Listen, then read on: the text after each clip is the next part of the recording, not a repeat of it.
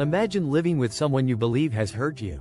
You feel pain, anger, and betrayal in your heart. Then someone tells you, replace the word betrayed with healed, and you'll see how the problem disappears. Does that sound like nonsense? I used to think so too. But it was this simple sentence that changed my whole outlook on life, on relationships, and on how I understand love for God.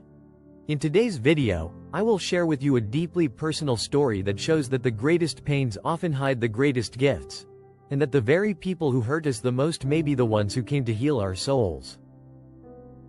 When I look back today, I see my life as a river whose current changed depending on how I was able to open my heart. For a long time, I didn't understand why people kept coming into my life who touched me in ways that initially seemed painful, unfair, or incomprehensible. Today I know that it was not evil, but healing. I just didn't have the eyes to see it at the time. I remember the moment when someone said to me, replace the word betrayed with the word healed, and the problem will disappear. I didn't understand it. It seemed too simple to be true. After all, the pain was real, the wounds were real, the tears were real. But the more I turned to God in prayer, the more I felt that this sentence held the key to my healing. And that everything that seemed like injustice to me was actually a tool for purification. There was a period in my life when I lived with a person whom I believed had hurt me. I carried anger and a sense of betrayal within me. At night, I would wake up with my heart pounding in my ears, my head filled with scenarios of how I would repay him for the pain he had caused me. But one day, during quiet contemplation, something changed.